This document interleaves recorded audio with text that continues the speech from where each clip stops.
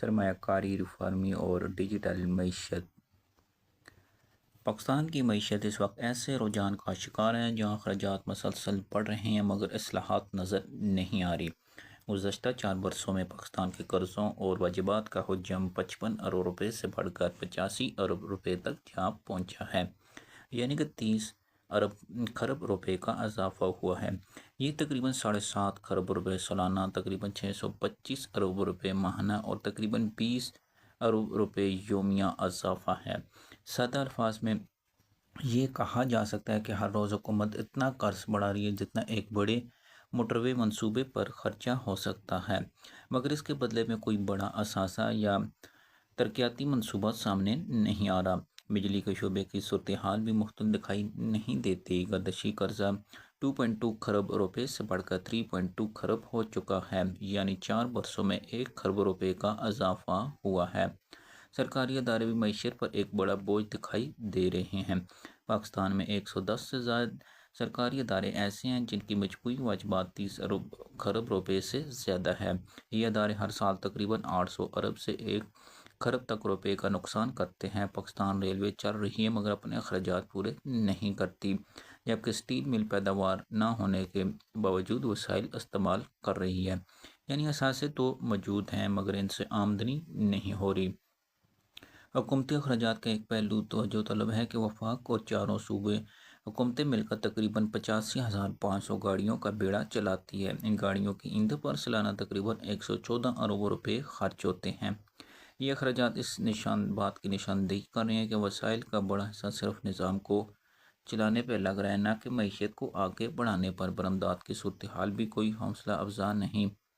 4 برس پہلے پاکستان کی برآمدات تقریباً 32 ارب ڈالر تھی، جو کہ اب 30 ارب ڈالر سے نیچے آ چکی ہیں۔ اگر ان تمام شعبوں کو ایک ساتھ دیکھا جائے تو صورتحال زیادہ اچھی دکھائی نہیں دیتی۔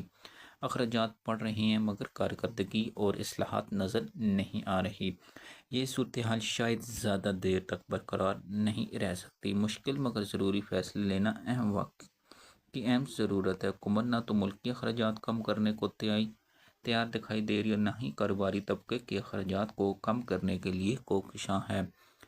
سوئی ناردرن گیس کمپنی نے گیس کی قیمتوں میں اضافے کی تجویز دے دی ہے۔ درخواست کے مطابق اگر تمام خسارے شامل کیے جائیں تو قیمت میں اضافہ 286% تک کیا جا سکتا ہے اور گیس تقریباً 6,825 روپے فی MMTBU تک پہنچ سکتے ہیں، جو صنعت کے لیے ناقابل برداشت ہے۔ اعداد و شمار بتاتے ہیں کہ گیس کی کھپت 9.4% کم ہوئی لیکن اخراجات 108% بڑھ گئے، جبکہ مجموعی مالی بوجھ 1.28 کھرب تک جا پہنچا ہے۔ اصل مسئلہ یہ ہے کہ پرانے خسارے جو تقریباً 956 ارب روپے ہیں وہ موجودہ صارفین پر ڈالے جا رہے ہیں، جبکہ صنعت پہلی مہنگی توانائی کے باعث 50% تک گیس استعمال کم کر چکی ہے۔ اس کے ساتھ ساتھ چوری، لیکیج اور نااہلی جیسے مسائل جوں کہ توں ہیں۔ پالیسی اور حکومتیں اخراجات بھی قیمت میں شامل کیے جائیں جو انصاف نہیں۔ ایسے میں اوگرا کو سوچ سمجھ کر فیصلہ کرنے کی ضرورت ہے، کیونکہ حقیقت یہ ہے کہ مسئلہ گیس مہنگا کرنا نہیں بلکہ نظام کو بہتر بنانا ہے۔ اسی طرح تیل کی قیمت، اصل قیمت کے علاوہ لیوی اور اب غریب عوام کو دی جانے والی سبسڈی کا بوجھ بھی مستحق طبقے سے وصول کیا جا رہا ہے۔ پیٹرولیم اور صنعت میں حالیہ 2 اضافے عالمی قیمتیں بڑھنے کی وجہ سے نہیں بلکہ مبینہ طور پر سبسڈی دینے کے لیے تیار کیا گیا۔ وہ سبسڈی کسے مل رہی ہے ابھی تک واضح نہیں ہو سکا، کیونکہ عوامی سطح پر اکثر کا موافق یہی ہے کہ ایپ کام نہیں کر رہی اور سستا پیٹرول نہیں مل رہا۔ تیل کی کمپنیاں امیر ہو رہی ہیں اور عوام غریب ہو رہے ہیں۔ 1 فروری کو بنگلہ دیش میں پیٹرول 130 ٹکا فی لیٹر تھا اور اب تک زیادہ تبدیل نہیں ہوا۔ نئی دلی میں پیٹرول 94.72 بھارتی روپے فی ڈالر تھا اور آج بھی وہی۔ اسی دن پاکستان میں پیٹرول 257 روپے لیٹر جو اب 399 روپے ہو چکا ہے، یعنی تقریباً 56% اضافہ ہوا ہے۔ مسائل ملک میں حکومت نے پیٹرول پر ٹیکس کم کیا اور سرکاری آئل کمپنیاں کچھ نقصان برداشت کرتی رہی تاکہ عوام کو فوری ریلیف مل سکے۔ اس کے برعکس پاکستان میں مقامی ریفائنری کو بھی درآمدی قیمت کے برابر اور کئی مرتبہ اضافے کی ادائیگی کی ہے، جس سے عوام پر بوجھ بڑھ گیا ہے۔ صدر پاکستان چین کے 5 روزہ دورے کے بعد پاکستان واپس آ چکے ہیں۔ دورے کا مقصد پاکستان اور چین کے درمیان صنعت، زراعت، بندرگاہوں کے شعبے میں معاشی تعاون کو بڑا بتایا جا رہا ہے۔ کئی معاہدوں پر دستخط کیے گئے جن میں زرعی ٹیکنالوجی، سمندری پانی کو صاف کرنے کے منصوبے، چائے کے منصوبے مشینری، جانوروں کی ویکسینیشن اور میڈیکل ٹیکنالوجی شامل ہے۔ یہ سب سننے میں مثبت کیونکہ پاکستان کو اس وقت سرمایہ اور ٹیکنالوجی کی سخت ضرورت ہے، خاص طور پر سی پیک کے دوسرے مرحلے میں صنعت اور برآمدات پر توجہ دینا درست سمت ہے۔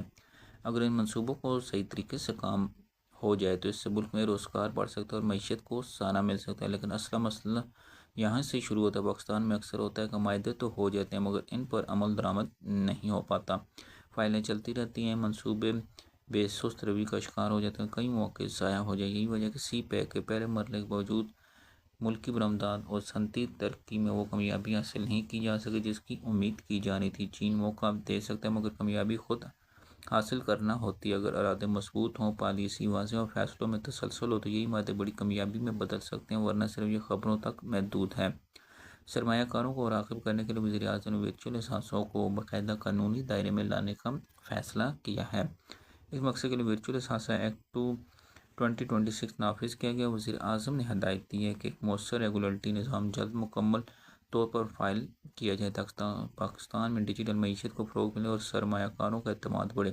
اس کے نوجوانوں کو جدید ٹیکنالوجی، ڈیجیٹل فائنانس کی تربیت پر زور دیا جائے تاکہ مستقبل کی معیشت کے لیے افرادی قوت تیار ہو سکے۔ پاکستان کی تقریباً 64% آبادی 30 سال سے کم ہے، جو اگر ڈیجیٹل فائنانس میں مہارت حاصل کرے تو ملک میں روزگار کے لاکھوں نئے مواقع پیدا ہو سکیں۔ حکومت نے ایک ریگولیٹری سینڈ باکس میں متعارف کرایا جہاں نئی ٹیکنالوجی کو محدود پیمانے پر آزمایا جا سکتا ہے۔ اسٹیٹ بینک آف پاکستان نے بھی ورچوئل اثاثوں کو قانونی حیثیت دینے کے بعد واضح کیا کہ اب اس شعبے میں ہر منصوبے یا پائلٹ پروجیکٹ کے لیے باقاعدہ اجازت ضروری ہوگی۔ عالمی ڈیجیٹل معیشت کا حجم 24 میں تقریباً $16 ٹریلین تک پہنچ چکا تھا، ہر سال اس میں تیزی سے اضافہ ہو رہا ہے۔ اگر ایسے میں پاکستان اس شعبے میں 1% بھی حصہ لے تو یہ اربوں ڈالر کی معیشت بن سکتی ہے، لیکن سوال کیا پاکستان اس کے لیے تیار ہے؟ پاکستان میں مسئلہ اکثر پالیسی بنانے کے بلکہ اس پر عمل درآمد کا ہوتا ہے۔ ادارے کمزور ہیں، نظام سست ہے، پالیسیوں میں تسلسل نہیں۔ اگر یہی صورتحال رہی تو یہ موقع بھی ضائع ہو سکتا ہے۔ تو ناظرین، اگر آپ اس چینل پر نئے ہیں تو مختلف کالم سننے کے لیے چینل کو سبسکرائب، ویڈیو کو